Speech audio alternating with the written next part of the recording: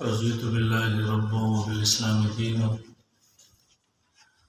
وبمحمد صلى الله عليه وسلم نبيا. أما بعد فأعوذ بالله من الشيطان الرجيم. بسم الله الرحمن الرحيم. واتبع سبيل من أناب إلي ثم إلي مرجعكم فأنبئكم بما كنتم تعملون. اللهم صل على محمد عبدك ورسولك وصل على المؤمنين والمؤمنات والمسلمين والمسلمات.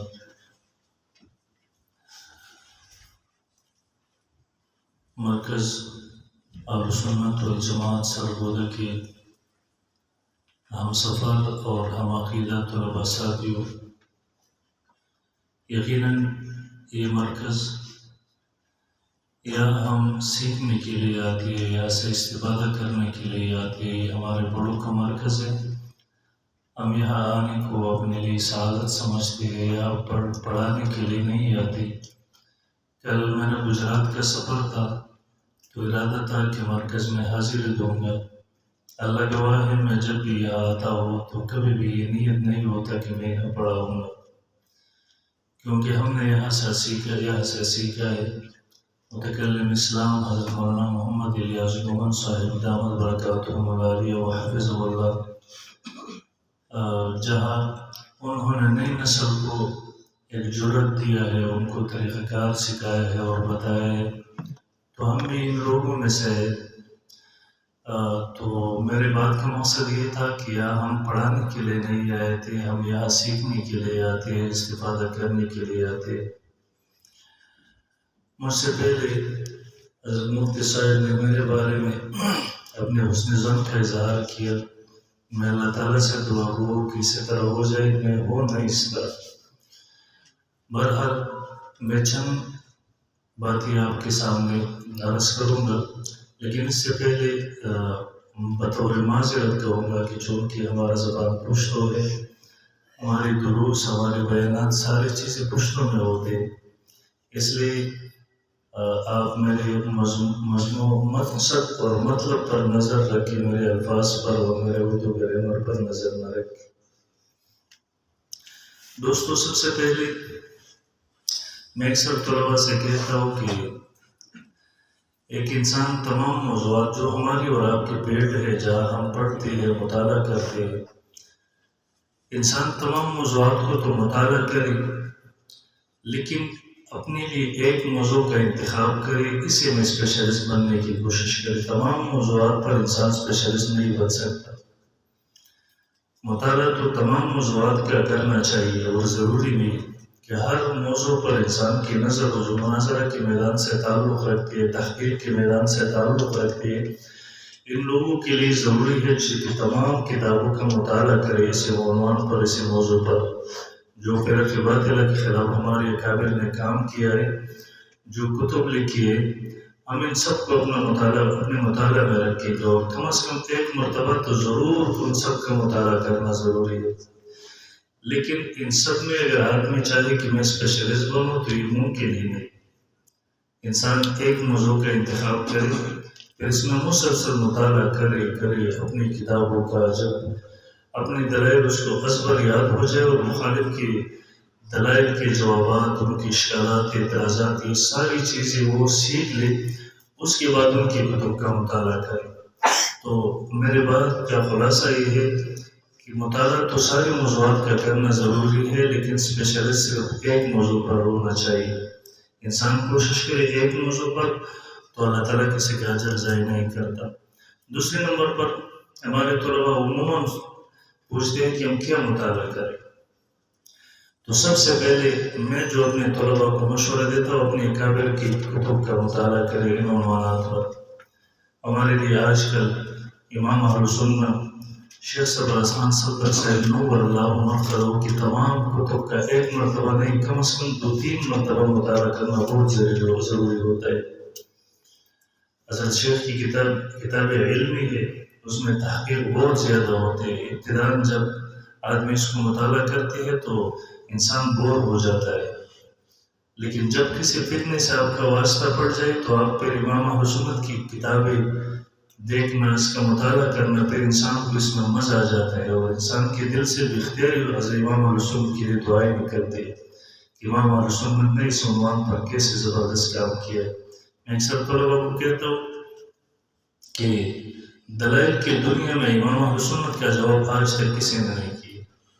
کتاب کا جواب بے شک لوگوں نے لکھا ہے، ناکام کوشش کی ہے، لیکن اگر آدمی نے امام اہل سنت کی کتابوں کا عمیق نظر سے مطالعہ کیا ہو اور امام اہل سنت کی کتاب وہ صحیح جیسا کہ مطالعہ کرنا چاہیے اس نے مطالعہ کیا ہو، تو دلائل کی دنیا میں کسی نے بھی امام اہل سنت کا جواب نہیں کیا۔ الحمدللہ میں طالب علم تھا، کسی وقت مماتیوں کی مسجد میں رہتا تھا طالب علم کے زمانے میں، تو ہمارے ساتھ تسکین و صدور ہوتا تھا امام اہل سنت کے۔ میں نے بہت زیادہ مطالعہ کیا تو اس کی روات اور یہ ساری چیزیں ہم نے حفظ یاد کی تھی اس وقت، چونکہ مماتیوں سے زیادہ واسطہ ہوتا تھا۔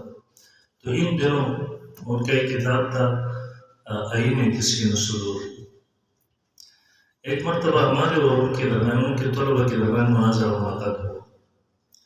انہوں نے شرائط میں لکھا تھا کہ ایسی کتابیں نہیں لانا، اصل کتابوں سے حوالہ جات پیش کرنی ہوگی اور بات بھی ان سے کرنی ہوگی۔ پھر اس میں لکھ بھی دیا کہ آپ نے تسکین و صدور نہیں لانا اور ہم نے بھی اس موضوع پر کتابیں نہیں لانا۔ ہم نے کہا ٹھیک ہے، ہمارے درجہ رابعہ کا سال تھا۔ پھر جب ہم آئے مناظرے کے لیے تو ہم نے آئین تسکین و صدور کو اپنے ساتھ لایا۔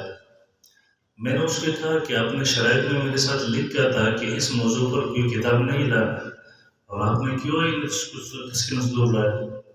تو وہ تو بہت خوش تھے کہ ہم نے جواب پہ تھا کہ یہ کتاب کو ڈھونڈنا ہے، تو مجھے کہا آپ بھی تسکین و صدور لائے۔ میں طالب علم تھا جو کہ پریشان تھا کہ وہ ہوگا کیونکہ تسکین و صدور کا جواب ہے۔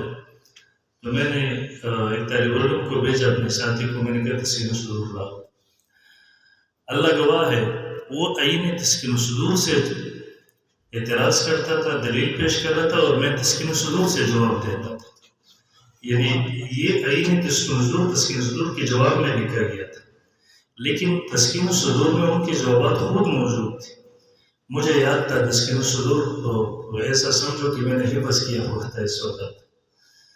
تو اکثر کتب کا پھر میں بعد میں 3-4 مرتبہ مطالعہ کیا تو میں اسی نتیجے پر پہنچا کہ امام اہل سنت کی کتاب کا جواب لوگوں نے تو لکھا ہے، کتاب کے جواب لکھنے کی کوشش کی ہے، لیکن دلائل کی دنیا میں امام اہل سنت کا جواب کسی نے بھی نہیں کیا الحمدللہ۔ تو سب سے پہلے ایک نمبر امام اہل سنت کی کتابوں کا ایک مرتبہ نہیں 2-3 مرتبہ مطالعہ کرنا بہت ضروری ہوتا ہے۔ دوسرے نمبر پر جو میرے رائے ہے، امام المناظرین حضرت مولانا محمد امین صاحب رکاڑوی رحمہ اللہ کی کتب کا مطالعہ کرنا بھی بہت ضروری ہے۔ میں اکثر طلبا کو کہتا ہوں کہ حضرت رکاڑوی رحمہ اللہ کے خطبات جو ہیں یہ مناظرہ کی پیڑ سے جو آدمی تعلق رکھتے ہیں اس کو اپنے مطالعہ میں رکھنا چاہیے۔ ایک مرتبہ نہیں 10-20 مرتبہ مطالعہ کرنا چاہیے۔ انسان حاضر جوابی سیکھتے ہیں تو حضرت رکاڑوی رحمہ اللہ کے خطبات سے سیکھتے ہیں، یہاں سے ملتے ہیں انسان کو۔ میرے بہت سے ساتھی تھی، مجھے کہتا تھا کہ ہم بات نہیں کر سکتے، یہ نہیں جان سکتے کہ یہاں شروع کیسے کرنا چاہیے۔ کوئی آیا میرے پاس، وہ سوالات کرتے یا کسی فتنے سے متاثر ہوئی، ان سے بات شروع کرنے کا طریقہ کار کیا ہے، ان کے سوال کا جواب کیسے دینا ہے۔ تو میں نے کہا، مجھے کہا یہ چیزیں ہم کیسے سیکھیں؟ میں نے کہا اگر یہ ساری چیزیں آپ نے سیکھنا ہے کہ کسی محفل میں بات شروع کیسے کرنا ہے، کوئی آدمی ہمارا اہل سنت نوجوان غیر مقلدین سے متاثر ہو گیا ہے، مماتیت سے کسی سے بھی متاثر ہو گیا ہے، یا کسی سٹیج پر ہم آئے، ہم گفتگو کیسے کریں گے، مناظرہ میں شروع کیسے کریں گے، کسی کے اعتراض کا جواب کیسے دینا ہے، یعنی حاضر جوابی کا مرکہ آپ اگر پیدا کرنا چاہتے ہیں تو پھر خطبات کا مطالعہ ایک مرتبہ نہیں 20-30 مرتبہ کرنا ضروری ہے۔ کسی وقت میرا بہت زیادہ محبت تھا حضرت رکاڑوی رحمہ اللہ کی کتابوں کا مطالعہ، پر خصوصاً یہ خطبات اکثر رات کو جب میں سوتا تھا تو رات کو لیٹ کر حضرت رکاڑوی رحمہ اللہ کی خطبات کو اس طرح مطالعہ کر کے سو جاتا تھا۔ اکثر اس کی کتاب یہ خطبات میرے سینے پر اسی طرح رہ جاتا۔ تو اس کا حضرت رکاڑوی رحمہ اللہ کی تمام کتب پر خصوصاً خطبات کا بہت زیادہ مطالعہ کرنا چاہیے، یہاں سے انسان میں حاضر جوابی کا ملکہ پیدا ہو جاتا ہے۔ اور یہاں سے انسان سیکھتے ہے کہ میں کسی محفل میں گفتگو کا آغاز کیسے کروں، کوئی آدمی کسی فتنے سے متاثر ہو گیا کہ تمہیں اس کو جواب کیسے دو، کسی کی ذہن سازی کیسے کرو، یہ ساری چیزیں انسان وہاں سے سیکھتی ہے۔ آج کل ایسا ہے ہمارے کسی عالم کو آپ کہیں آپ نے تقلید کے موضوع پر بیان کرنا ہے جمعہ کی، تو ہم نے وہ علمی چیزیں یاد کی ہے، ہم ممبر پر بیٹھ کر 2 گھنٹے 3 گھنٹے سے پر بات کریں گے، لیکن کسی آدمی کو سمجھانا یہ ہمیں نہیں آتا۔ 2-3 گھنٹے بعد کسی عام آدمی مسلمان سے پوچھ لے کہ مولانا صاحب نے 3 گھنٹے 2 گھنٹے تقلید پر بات کی، بیان کیا، کیا آپ کو سمجھ آیا؟ تو کہتے واللہ کوئی چیز بھی سمجھ نہیں۔ یہ ہماری کمزوری ہے کہ ہم اپنے مدعا کو لوگوں کو سمجھانا کیوں نہیں سیکھتے آج ابھی تک۔ وہ غیر مقلد آتا ہے، مماتی آتا ہے۔ میں اکثر ساتھیوں کو کہتا ہوں جتنے فتنے بھی ہیں ان کے ساتھ نہ دلائل ہے نہ مسائل ہے نہ عقائد ہے، کوئی چیز بھی نہیں، ان کے ساتھ صرف شکوک شبہات، صرف شکوک شبہات۔ یہ جب بھی شروع کرتے مماتی ہے تو نبی صلی اللہ علیہ وسلم کے عنوان پر، یہ غیر مقلد کسی بھی عنوان پر، یہ اشکالات سے شروع، اعتراضات، اشکالات، نہ کوئی عقیدہ ان کے پاس، نہ کوئی دلیل ان کے پاس۔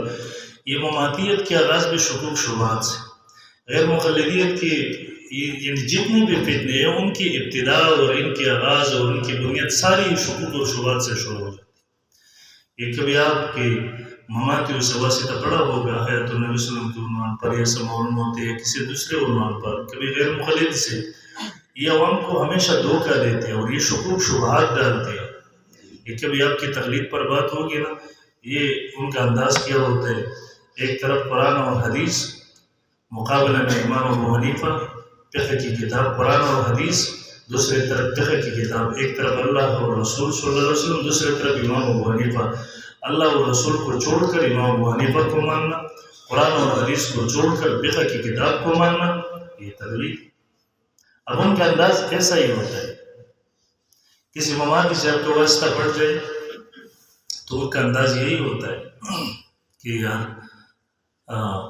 تمہارا نبی زندہ ہے، جی زندہ ہے، تو پھر زندہ نبی کو تم نے مٹی کی گھڑی میں کیوں دفن کیا؟ ابھی ایسے انداز اپناتے ہیں کہ لوگوں کا ذہن، یہ حضور صلی اللہ علیہ وسلم کی زندگی اور ان کی عمر کتنا تھا؟ 63 سال، تو جب وہ زندہ ہے تو پھر 63 سال زندگی کیسی ہے؟ یہ ساری اشکالات ہے، یہ اعتراضات، یہ نہ کوئی عقیدہ ہے، نہ مسئلہ ہے، نہ دلیل ہے۔ اب اگر ہم انداز نہیں سیکھیں گے، یہ نہیں سیکھیں گے کہ ہم نے عوام کو کیسے سمجھانا ہے اپنی بات کو، یہ ہم کہاں سے سیکھ لیں گے؟ جب حضرت اکاڑوی رحمہ اللہ کو ہم مطالعہ کریں گے ان کے تجلیات کو، خصوصاً ان کے خطبات کو، تو ہم یہ نہیں سیکھ سکیں گے۔ یہ ہم سیکھیں گے تو یہاں سے سیکھیں گے۔ میں نے خود جس حد تک سیکھا ہے تو یہاں سے، میرا اکثر طلباء کو اپنے ساتھیوں کو پڑھاتا ہو یا ان کو سمجھاتا ہو تو میرا انداز ہوتا ہے سب سے پہلے ہر مسئلے پر سب سے پہلے ہم عوامی انداز کو سیکھتے ہیں۔ ہم نے کبھی بھی عوام میں جا کر علمی تعریفات کو ان کو نہیں سمجھانا۔ جب بھی بات کرنا ہو تو ہم عوامی انداز میں حتی الوسع کوشش کریں۔ میں کبھی طلباء کو آداب مناظرہ میں سمجھاتا ہوں کہ کوشش کریں کہ بات حتی الوسع عوامی انداز میں کریں، کیونکہ عوام نہیں سمجھ سکیں گے وہ علمی انداز اختیار کریں گے۔ ہمارے کے میں غیر مقلدین کے ساتھ آج کل کوئی مناظر نہیں ہے، اس لیے 2-3 سال ہو گئے انہوں نے مناظرہ کے میدان ہی بات کیا ہے، ابھی وہ نہیں آتے اس میں 6-7 آدمیوں کو مناظرہ کے میدان میں اتارا تو سارے ایکسپائر ہو گئے۔ الحمدللہ ابھی ان کے ساتھ کوئی مناظر بھی نہیں ہے، 2-3 سال ہو گئے ان کے ساتھ ہمارا کوئی مناظر نہیں ہے۔ یہ مماتیوں کے ساتھ آج کل بہت زیادہ ہے، تو یہ ایک آدمی کو میدان میں اتارتے ہیں، جب وہ ایکسپائر ہو جاتے تو دوسرے کو اتارتے ہیں۔ ابھی 1-2 پاگلوں کو اتارا ہے۔ یہ مماتی بھی بہت بیوقوف لوگ ہیں، کیونکہ یہ ہر کسی کے پیچھے امید لگاتی ہے کہ شاید یہ ہماری عزت بنائے گا، یہ ہمارے لیے کوئی فتح حاصل کر کے لائے گا، لیکن وہ الٹا ان کی بے عزتی اور شرمندگی کا باعث بنتا ہے۔ بہرحال وہ مجھے یاد آیا، وہ غیر مقلد کے بارے میں انہوں نے ایک مناظر کو اتارا تو وہ ایک بڑا کافی مناظرے میں منطق کے رٹے وہ کسی سے لکھوا کر مناظرے میں وہ سامنے پکڑ کر یہ بلا اور اسی طرح سوالات شروع کرتی، یعنی پورا منطق شروع کرتی۔ مجھے ساتھیوں نے کہا ایک مناظرہ میں کہ ان کو کہو یہ کافی رکھ دو، یہ کاغذ رکھ دو اور اس طرح زبانی سناؤ.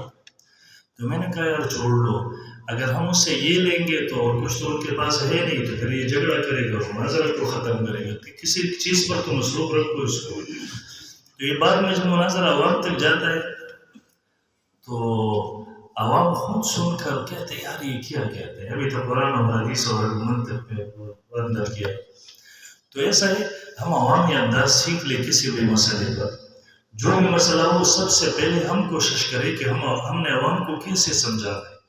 ایک مرتبہ وہ تقلید پر امام المسجد وہ کیا ہے، امام المسجد تو کڑوی رحمہ اللہ کے رفع پر مناظرہ ہے، اپنا دیکھا ہوگا شاید.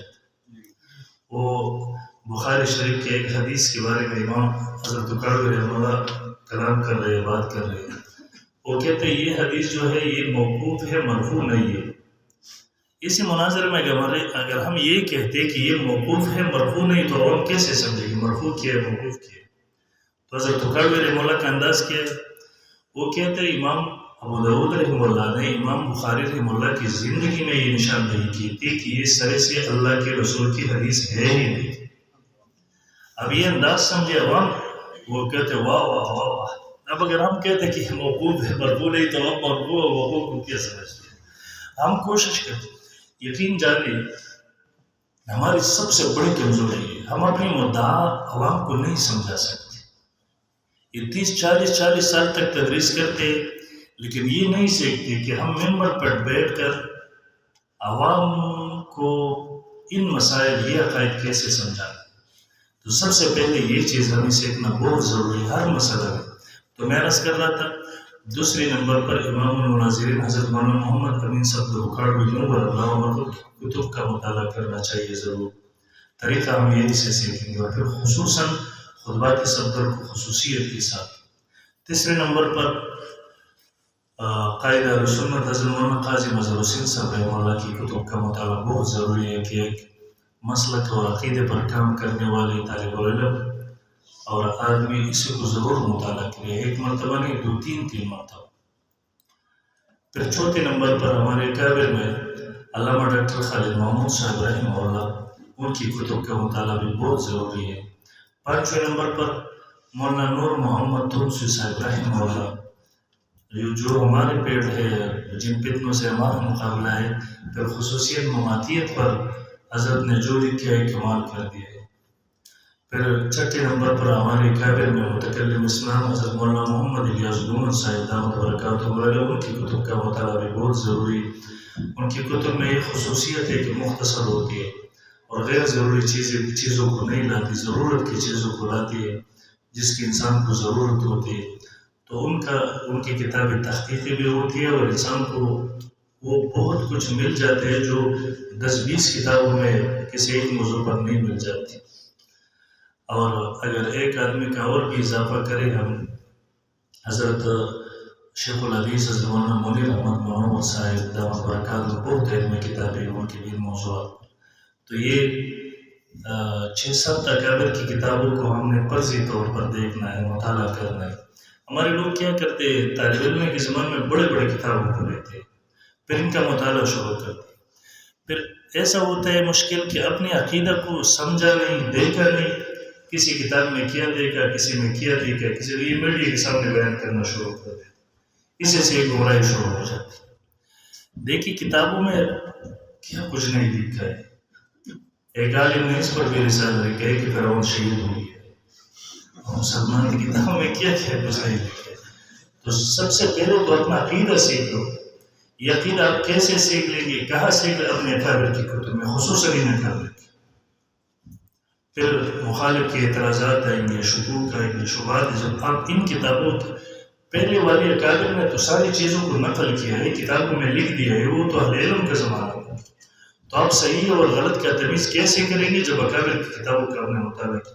تو سب سے پہلے ضروری ہے کہ ہم اپنے اکابر کو مطالعہ کریں، ان کی کتابوں کا عمیق نظر سے مطالعہ کریں، اپنے عقائد کو سیکھ لیں. پھر اس کے بعد ہم عمومی مطالعہ شروع کریں. یہ کوئی کمال نہیں میں نے فتح الباری کو 10 مرتبہ مطالعہ کیا، میں نے فلاں کتاب کو 20 مرتبہ، اور اپنے عقیدے کو پتہ نہیں ہوتا. تو اس لیے ضروری ہے کہ سب سے پہلے ہم اپنے اکابر کے، پھر خصوصاً جن حضرات کا میں نے نام لیا ان کی کتابوں کا ضرور مطالعہ کرو، خرید لو اور مطالعہ کرو۔ پھر ایسا ہوتا ہے، اکثر ہمارا ساتھی کہتے ہیں کہ یار ہم مطالعہ کرتے ہیں لیکن کچھ ذہن میں نہیں آتا، ہم کتاب کو مطالعہ کرتے ہیں، دیکھتے ہیں، لیکن وہ یاد نہیں رہتا۔ یہ ایک شیطان کا وسوسہ ہوتا ہے۔ جب آپ شروع کریں گے، سب سے پہلے میں طلباء کو کہتا ہوں کسی کتاب کو خریدنا ہے تو سب سے پہلے کتاب کا نام اور موضوع دیکھنا چاہیے، بلکہ میں تو اس سے پہلے بھی کتاب کے لکھنے والے کو دیکھتا ہوں، مصنف کون ہے، کس عقیدے اور نظریے کی آدمی ہے۔ حکیم علامہ حضرت مولانا اشرف علی تھانوی نور اللہ مرقدہ نے لکھا ہے کہ فتنے کی اس دور میں ایک مسلمان چاہتا ہے کہ میرا ایمان اور عقیدہ نظریہ محفوظ ہو، تو حکیم الامت نے لکھا ہے کہ اس آدمی کو ہر کسی، یہ میرے اور آپ کے لیے نہیں، عوام کے لیے ہے، اس کو ہر کسی، اس کے لیے ہر کسی کی کتاب مطالعہ نہیں کرنا چاہیے، چاہے قرآن مجید کی تفسیر کیوں نہیں لکھا ہو، ہر کسی کے بیان اور درس نہیں سننا ہے، چاہے وہ قرآن کی تفسیر اور درس کیوں ہو۔ سب سے پہلے دیکھنا چاہیے یہ کون سے دین والا ہے، کیا عقیدہ نظریہ ہے، سب سے پہلے اس کے عقیدہ نظریہ مسلک دین اور مشرب دیکھنا چاہیے، اس کے بعد اس کے درس اور اس کی کتاب کو دیکھنا چاہیے۔ ہمارے لوگوں کا اشکال یہ ہوتا ہے، بس ہمیں اللہ تعالیٰ نے عقل دی ہے۔ ہمارے پشاور میں ڈاکٹر صاحب ہے، میرا ساتھی ہے، وہ میرے پاس آیا، 5-6 ڈاکٹر اس کے پاس اور بھی تھے، تو مجھے کہتا ہے کہ ایک آدمی کے بارے میں پوچھا کہ اس کے بیانات سننا کیسے، میں نے کہا آپ ڈاکٹر صاحب نہ سنیں اس کو۔ مجھے کہتے کیوں؟ میں نے کہا ان کے بیانات میں اکثر ایسی باتیں ہوتی ہیں آپ کو پتہ بھی نہیں چلے گا اور آپ کی ایمان کے زوال کا سبب بنے گا۔ مجھے کہتے ہیں کہ اللہ تعالیٰ نے ہمیں عقل دیا ہے، سنیں گے، صحیح بات کو لیں گے اور غلط کو چھوڑیں گے۔ میں نے کہا ڈاکٹر صاحب شیطان جب ہمیں گمراہ کرتی ہے تو سب سے پہلا قدم یہی سے ہوتا ہے، آپ کیسے سمجھیں گے؟ آپ کو اپنی وضو کی مسائل کا پتہ نہیں ہے، نماز کے مسائل کا پتہ نہیں ہے، اور جب عقیدہ کی بات آتی ہے جو بہت زیادہ باریکیاں رکھتے ہیں، آپ پھر وہ عاشق بالکل بنتے کہتے ہیں اس میں عقل کی بنیاد پر فیصلہ کرو۔ آپ کیسے کریں گے عقل کی بنیاد؟ یہ دین تو عقل پر ہے ہی نہیں۔ 60-70 سال ہمارے علماء یہاں گزار کر پھر وہ بھی یہ دعویٰ نہیں کر سکتے کہ ہم اپنی عقل کی بنیاد پر فیصلہ کریں گے، تو آپ کیسے کریں؟ تو پہلے بنیاد میں تو طلباء کہتے ہیں پہلے مصنف کو دیکھنا چاہیے ہے کون، اس کے عقیدہ کی ہے، نظریے کیا۔ آپ کو اپنا عقیدہ کا پتہ نہ ہو اور کسی کی کتاب کو دیکھ کر آپ متاثر نہ ہو جائے۔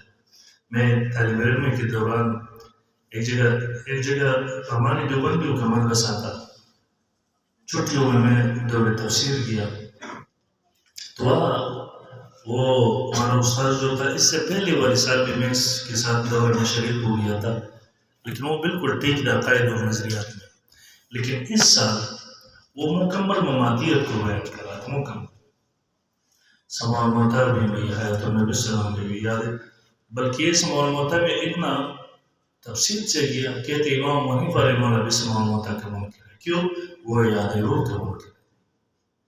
میں نے چیک پر 3 سوالات لکھ کر بھیجے، میں نے کہا استاد جی آپ نے کہا کہ امام حنیفہ بھی سماع الموتیٰ کا منکر ہے کیونکہ وہ یاد روح کے منکر ہے، تو یا انتخاب پر میں امام اعظم ابو حنیفہ رحمہ اللہ نے خود لکھے ہوئے یاد الروح العبد فی قبر حق۔ پھر میں نے 2-3 سوالات اور بھی کیے، میں نے کہا جو آپ نے فرمایا کہ الموتیٰ سے مردے مراد ہیں، تو اگر اس سے واقعی مردے مراد ہے تو اجاب المبرن کے کیا مطلب؟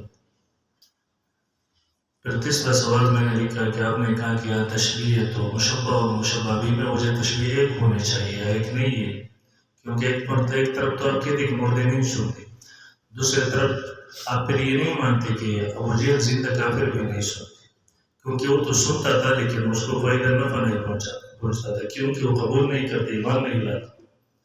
تو میں نے کہا یا تو دونوں جگہ مانو کہ نہیں سنتے، یا دونوں جگہ مانو کہ وہ سنتے ہیں لیکن اس کو فائدہ نہیں پہنچاتے۔ تو جب چٹ دیکھا کہتے کس نے لکھا ہے، 2-3 مرتبہ کا میرا رابعہ کا سال تھا، امام اہل سنت سے ہم نے اس وقت بیعت بھی کیا تھا، ان کی کتابوں کا بہت زیادہ مطالعہ بھی کرتا تھا، تو یہ چیزیں ہمارے زیر باس رہتے تھے ایک ساتھ۔ تو پھر میں اٹھ گیا، کہتے آپ یہ کیا لکھا ہے؟ میں نے کہا استاد جی یہ لکھا ہے، کہتے بس جاؤ آپ جوابات سنو۔ تو پہلے کا جواب کیا کہ جو امام اعظم ابو حنیفہ کی کتاب کا حوالہ آپ نے یہ ضعیف ہے، بس اتنا جواب. پھر دوسرے کا جواب کیا کہ آپ نے کہا اذا والمخبرین کا کیا مطلب، تو اس کا تعلق موتا سے نہیں بلکہ ثم سے ہے. تو پھر میں نے دوبارہ چیک لکھ کر بھیج، میں نے کہا پھر ترکیب کرو. انک لا تسمع تو ہمارا دلیل ہے، ان کے تو نہیں ہے. انک لا تسمع الموتى ولا تسمع صم الدعاء، آپ مردوں کو نہیں سنا سکتے اور نہ آپ ان کو نہیں سناتے. کب نہیں؟ اذا ولوا مدبرین، مشروط ہے جب وہ پھیر کر چلا جائے، یعنی جب وہ خود نہیں سننا چاہتے. ایک زندہ آدمی ہے، میں اس کو سنانا چاہتا ہوں، یا سننے کی نفی نہیں ہے، سنانے کی نفی ہے، اور سنانے کی نفی بھی مطلقاً نہیں ہے، مشروط ہے. ایک زندہ آدمی ہے، میں ان کو کچھ سنانا چاہتا ہوں لیکن وہ نہیں سننا چاہتے، وہ پیٹ کر سیدھا نکل جائے، میں کیسے سناؤں؟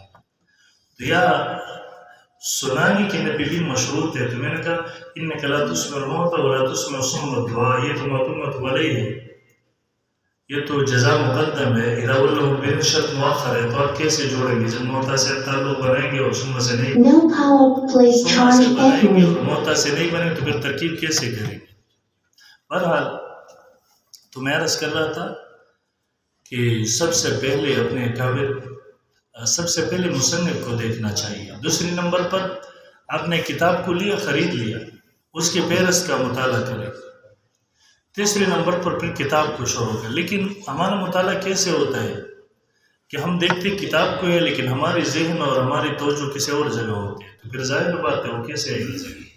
آپ مطالعہ کریں، یہ ذہن سے نکال دیں کہ یہ مجھے حفظ ہو گیا نہیں. ایک مرتبہ آپ صحیح توجہ سے مطالعہ کریں گے نا، جب ایک کتاب آپ توجہ سے مطالعہ کریں گے نا، حاصل مطالعہ اپنے ساتھ نوٹ کریں گے، یقین جانیں آپ کسی کتاب کو بند کر کے رکھ دیں، 10 سال بعد آپ کو ضرورت پڑیں گی کسی بات کی، کسی کتاب میں آپ نے مطالعہ کیا، وہ 10 سال بعد اللہ تعالیٰ آپ کے ذہن میں ڈال دے کہ یہ بات فلاں کتاب میں آپ نے دیکھا تھا، اسی کتاب کی طرف رجوع کرو. ایک مرتبہ مطالعے سے یہ آپ کو فائدہ حاصل ہوا. تو آپ مطالعہ کریں، یہ ذہن میں نہ لائے کہ یہ مجھے یاد نہیں ہوگا اور یہ نہیں ہوگا، وہ یہ شیطان کی وسوسے ہوتا ہے. ضرور کتاب کا مطالعہ کرو. یہ تو ہم نے پڑھا کہ ہم کیا مطالعہ کریں اور کیسے مطالعہ کریں. پھر میں اکثر، یہ میری آواز سمجھ آ رہی ہے آپ کو؟ ہمارے اکثر طلباء پوچھتے ہیں کہ ہم ایک کتاب کو مطالعہ کرتے کہتے ہیں کہ بس ہم نے مطالعہ کر لیا. تقلید پر مثلا امام اہل سنت شیخ سرفراز خان صفدر صاحب نور اللہ مرقدہ کے الکلام مفید کو ہم مطالعہ کر کے 1-2 مرتبہ بس ہم سمجھتے ہیں کہ ہمارا موضوع مطالعہ اس موضوع پر مکمل ہو گیا ہے، لیکن یہ ہماری غلط فہمی ہے. میں اکثر طلباء سے کہتا ہوں، ساتھیوں سے، انسان کیسے سمجھے گا کہ اس موضوع پر میرا مطالعہ مکمل ہو گیا ہے یا نہیں؟ سب اس کے طریقہ کاری ہے. مثلا تقلید کے عنوان پر آپ نے اپنی کتابوں کا مطالعہ کیا، اشکالات، دلائل، اعتراض، یہ ساری چیزیں حفظ کر لی، گوٹا کیا، علی وجہ البصیرت اس کا مطالعہ کیا اور اس کو سیکھ لیا. آپ اب امتحان کر رہے ہیں کہ اس عنوان پر میرا موضوع مطالعہ مکمل ہو گیا ہے یا نہیں. آپ اسی عنوان پر کسی غیر مقلد مولوی کی کتاب کو لے لیں، اس کا مطالعہ شروع کریں. اب یہ آپ کا امتحان ہوگا. اگر اس کی کتاب کے دلائل سے یا اس کی اعتراضات اور اشکالات سے آپ پریشان ہو گئے تو آپ سمجھیں کہ اس موضوع پر آپ کا مطالعہ مکمل نہیں ہو گیا، مزید مطالعہ کرنا ہے. اگر اس کی کتاب کے دلائل کو اور اس کی اشکالات اور اعتراضات کے مطالعہ کے وقت آپ اس کو ہنسنا آتا تھا کہ یہ کیا دھوکہ سے یہاں کام لیا ہے، یہاں سے دھوکہ سے کیا، یہاں دھوکہ سے، یہاں سے ایک سبق سے کاٹ کر پیش کیا ہے، یہاں غلط استدلال کیا ہے، یعنی ساری چیزیں آپ کے ساتھ ایک چھوٹے بچوں کا کھیل لگ رہا تھا. تو پھر سمجھے کہ اس موضوع پر اب آپ کا مطالعہ مکمل ہو گیا. اس کے بعد آپ مخالفین کی کتابوں کا مطالعہ شروع کریں اور حاصل مطالعہ نکالیں. اگر ایسا نہیں، آپ کسی ایک موضوع پر اسپیشلسٹ بننا چاہتے ہیں نا، تو طریقہ کار یہی ہے.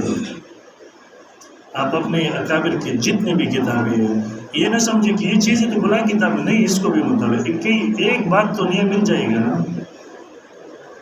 اسے ایک نئی بات کے لیے پوری کتاب کا مطالعہ کرو. تو یہ بھی بہت ضروری ہوتا ہے کہ انسان سے. بہرحال یہ 2-3 باتیں آپ کے سامنے عرض کرنے، ایک بات اور بھی عرض کروں گا. چونکہ ہمارے اور آپ کا تعلق مسلک کے ساتھ ہے، عقیدہ کے ساتھ ہے، پوری دنیا کی توجہ اور نظر ہمارے اور آپ کے اوپر ہے. لوگ ہماری طرف دیکھتے ہیں. اگر ہم بھی باہر جا کر کسی کے سامنے خاموش ہو جائے، اپنے دلائل میں بے بسی کا مظاہرہ کرے، تو لوگوں کے لیے ہدایت کا ذریعہ بننے کی بجائے ہم گمراہی کا ذریعہ بنیں گے. اب 1 سال میں اپنے طلباء سے واقع تو 1 سال محنت کرے. اللہ تعالیٰ بہت غیرتی ذات ہے. ان اللہ لا یضیع اجر المحسنین، کسی کا اجر ضائع نہیں کرتے. یقین جانے کہ اسی 1 سال کی محنت پر اللہ تعالیٰ جتنا نتیجہ مرتب کرے گا آپ کے تصور سے بھی بڑھ گا. یہ 2-3 سال ہو گیا ہے ہمارے طلباء وہاں، ہم قادیانیت پر وہ پڑھاتی بھی الحمدللہ، لیکن 2-3 سال سے ہم نے اس پر بہت زور دیا ہے کیونکہ وہ مشکلات بنی ہے وہاں. تو طلباء کے درمیان ہم اس پر عمل مناظرے بھی کراتے. یہ 2-3 سال ہو گئے ہیں. تقریباً قادیانیوں سے آن لائن 5-6 مناظرے ہمارا ہو گئے، بلکہ عالمی مجلس کی دعوت پر ہو گیا. یہ 2 سال پہلے گلگت سے ایک مفتی صاحب نے رابطہ کیا کہ ہمارے 3 آدمی ہی کینیڈا میں وہ قادیانی ہو گئے. کہتے ہو آپ ہماری بات سننے کے لیے تیار نہیں. وہ شرط لگاتے کہ آپ ان سے آن لائن مناظرہ کریں، ہم سنیں گے، اس کے بعد ہم آپ کی بات سنیں گے. مجھے کہتے ہیں ہم نے بہت کوشش کی لیکن وہ سنتا نہیں ہے. اور 2-3 جگہ ہم نے رابطہ کیا اور میں آپ کا نمبر دیا. تو میں نے کہا ٹھیک ہے، ان سے آپ ترتیب بنا ٹک ٹاک پر. 2-3 رات بعد ہمارا مناظرہ ان سے ہو گیا 4 گھنٹے کا. تو یہ 3-4 مناظرین ان کے بیٹے تھے. یقین جانے مناظر بدلتا رہا، کبھی 30 منٹ بعد، کبھی 40 منٹ بعد. یہ 4تھا گھنٹہ شروع ہو گیا تو ان کے 4تھا مناظر بھی بھاگ گیا. اور ان تینوں آدمیوں نے جو قادیانی ہو گئے ان نوجوانوں نے ویڈیو میں کلمہ پڑھ کر مسلمان ہوئے. ابھی گزشتہ سال یا لاہور سے بھی مجھے فون آیا. پھر ہماری وہاں مردان میں عالمی مجلس کی امیر ہے خطیب اسلام حضرت مولانا قاری کرم اللہ صاحب حفظہ اللہ، انہوں نے مجھے کال کیا. پھر پشاور سے بھی 2-3 علماء نے بھی کال کیا. میں نے ان کو کہا کہ اصل آدمی کو ہمارے ساتھ ملاؤ. اصل آدمی کون ہے؟ جب اصل آدمی کو ہمارے ساتھ ملایا، یقین جانے وہ وائس میرے ساتھ پشتوں میں بھی موجود ہے، بلکہ میں نے میڈیا پر بھی وہ دیا تھا. وہ کہہ رہا تھا کہ کسی ملک کا نام لیا، کہتے ہیں کہ وہاں ہمارے آدمی ہیں بہت زیادہ لوگ قادیانی بن گئے. میں نے کہا کیسے، کیوں؟ کہتے ہیں کہ یہاں میں ان کے لوگوں کو بلاتا ہوں، ان کو کرایہ بھی دیتا ہوں، خرچہ بھی تیل کا خرچہ الگ دیتا ہوں، وہ روٹیاں بھی کھلاتا ہوں، لیکن جب ان کے سامنے اس کو بٹھاتا ہوں بحث کے لیے تو ہمارے لوگ خاموش ہو جاتے. کہتے 2 سالوں میں پوری خاندان قادیانی ہو گئی. تو میں نے کہا ٹھیک ہے، کسی کو نہ پیسے دو، کچھ بھی نہ دو، بس اس سے ہمارا ترتیب بناؤ. یہ اس رات کو انہوں نے کوشش کی. یہ قادیانیوں کے بورڈ میں ٹک ٹاک میں آپ جائیں گے تو ان کے بہت زیادہ بندے ہوتے ہیں.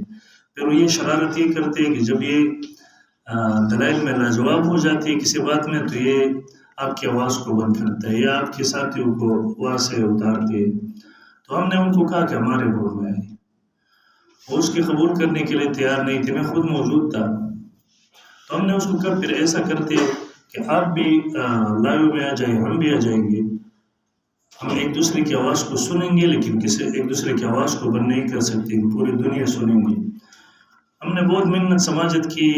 جو آدمی مناظرہ بنا رہا تھا اس نے بھی منت سمائی، لیکن وہ اس کے لیے بھی تیار. وہ ہمیں جانتے ہیں کیونکہ اس سے پہلے 4-5 مناظرے ہمارا ہوئے تھے ان سے. تو دوسرے رات مجبوراً ہمیں ان کے بورڈ میں جانا پڑا. تقریباً 1.5 گھنٹہ مناظرہ ان کے بورڈ میں ہو گیا. آخر میں انہوں نے ہماری آواز کو بند کر کے ہمارے ساتھ اتار دی. اس میں 2-3 آدمی تھے جو قادیانیوں کی وہ ساری چیزیں چلا رہے تھے، ہمارے تعاون کر رہے تھے. وہ واٹس ایپ میں آ کر انہوں نے کلمہ پڑھ لیا، مسلمان ہوئے اور ہمیں کہا کہ آج تک ہمیں پتہ نہیں تھا کہ یہ ایسے دھوکے سے کام جائے. گزشتہ سال امریکہ کے ایک جزیرہ میں ایک عورت تھا، انہوں نے مناظرہ کیا، کسی کے ذریعے رابطہ ہو گیا ہمارے ساتھ. یقین جانے 1-2 گھنٹے مناظرہ کے بعد وہ قادیانی تو بھاگ گیا، لیکن اس عورت نے واٹس ایپ میں آ کر وہ رو رہا تھا خوشی سے. وہ کہہ رہا تھا ابھی ان کو تو مشکلات کا سامنا ہو گیا تھا، اس عورت کا کہنا یہ تھا، وہ رو رہا تھا، کہتے ہیں کہ پہلی مرتبہ مسلمانوں میں نے کسی کو دیکھا کہ ان کے ساتھ بات کرے اور کسی کو اس مسئلہ پر عقید ختم نبوت اور رفع و نزول مسیح سے ان عنوانات پر بات بھی کر سکے اور کسی کو اطمینان بھی دلا سکے. کہتے ہیں پہلے مرتبہ میں نے وہ مسلمان ہوئی وہ عورت ایسے کارگزاری میں آپ کو سلام یقین نہیں آ رہے اور نہیں آئیں گے آپ کو. ہماری کمزوری اتنی ہے، ہم میڈیا پر نہیں آتے. میں اکثر ساتھیوں کو کہتا ہوں اس وقت قادیانی یہ منکرین حدیث وغیرہ یہ لوگ ہماری گلیوں میں نہیں آ سکتے، ہمارے بازاروں میں مساجد میں نہیں آ سکتے. ابھی یہ میڈیا کا سہارا لے کر ہمارے نوجوانوں کو گمراہ کرتے. یقین جانے آپ قادیانوں کے ایک ایک گوٹ میں جا کر 3-4 لاکھ تک بندے ہوتے ہیں ہمارے. گزشتہ سال میں بھی رات کو ٹک ٹاک پر آتا تھا روزانہ 1 گھنٹہ 2 کے لیے. تو ہمارے لوگوں نے اتنا پروپیگنڈا کر لیا کہ یہ بھی ٹک ٹاکر بن گیا. میں نے کہا بھی نہیں آئیں گے تو مقابلہ کیسے کریں گے؟ ٹک ٹاک تو بھی ایک ایپ ہے، فیس بک اور یوٹیوب ان چیزوں کی طرح. پھر ہمارا بورڈ وہاں بن گیا، ہم نے مقابلہ شروع کر دیا. انہوں نے 5-6 آدمیوں کا ایک گروپ بنا لیا تھا قادیانی مناظرین کا، اور یہ ہر عالم کے پاس جا کر میڈیا کے ذریعے ان کو چیلنج کرتا تھا، ان کو تنگ کرتا تھا. یقین جانے ہماری تخصص کی کمزور طلباء تھی. گزشتہ سال میں نہیں تعلیم تو وہ بہت کمزور تھا. ان کے بورڈ میں جا کر سوالات شروع کی، ان کے درس قرآن ہوگی، اس کے بعد سوالات کے بعد بحث چڑھی. یقین جانے اس کے 6 بندوں کا جو ٹیم بن گیا تھا مناظرین کی، ہماری تخصص کی کمزور طلباء نے ان کو ایسے ٹھکانے لگا دی کہ اس میدانی مناظرہ سے مکمل ہو گئے یا آتے بھی نہیں. میرا مقصد یہ تھا کہ لوگوں کا دیکھنا ہمارے اور آپ کی طرف ہے. ہم محنت نہیں کریں گے تو پھر کیا ہوگا؟ کچھ نہیں.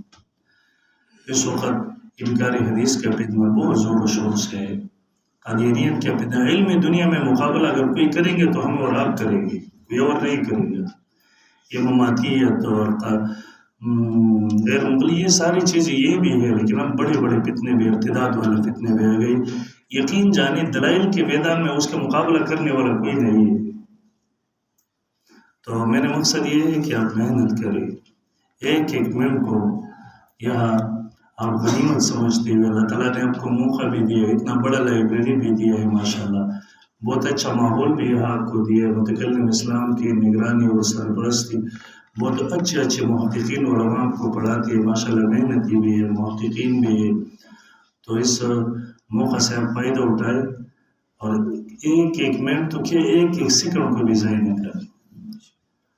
آپ کی چھٹی رات 10 بجے کو ہوتی ہے تو آپ لائبریری میں جا کر 1 بجے تک مطالعہ کریں. آپ نے کہا میں نے محقق بننا ہے، تو محقق خواب میں تو نہیں بن جاتی. یہ شیخ الاسلام مفتی تقی عثمانی صاحب دامت برکاتہ علیہ کے بارے میں آپ نے مفتی رفیع صاحب رحمہ اللہ کی وہ تحریر پڑھا ہوگا کہ ہمارے باپ مفتی شفیع صاحب رحمہ اللہ علیہ محترم ہم دونوں کو لائبریری میں بند کرتے اور تالا لگاتے. مفتی رفیع عثمانی صاحب رحمہ اللہ نے لکھا ہے کہ میں سو جاتا اور مفتی تقی عثمانی صاحب مطالعہ کرتا تھا. تو آج وہ شیخ الاسلام ہے پوری دنیا کی. تو ایک سیکنڈ کو بھی ضائع نہ کرو. اس وقت کی مطالعہ کرو، چیزیں اپنے ساتھ نوٹ کرو، جو سبق آپ کو مل جائے اس کو یاد کرو. یقین جانے بعد میں آپ اس کے فائدے دیکھیں گے. اللہ تعالیٰ ہم سب کو عمل کرنے کی توفیق عطا فرمائے اور اللہ تعالیٰ ہم سب کو پوری دنیا کے لیے ہدایت کا ذریعہ اور فرق باطل کے لیے مقابلے کا ذریعہ بنائے. وآخر دعوانا الحمد للہ.